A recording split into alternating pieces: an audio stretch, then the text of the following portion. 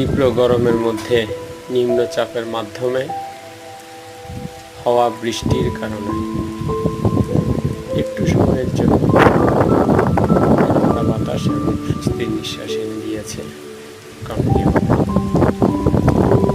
চট্টগ্রামে এই মাত্র শুরু হয়েছে।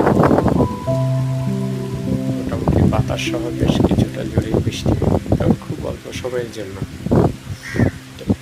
তবে কিছুটা সময়ের জন্য হলো একটু পরিবেশ ঠান্ডা হবে আশা করছে। সবাই গরমে অতিষ্ঠ হয়ে যাচ্ছে, তার মধ্যে নাই ইলেকট্রিসিটি।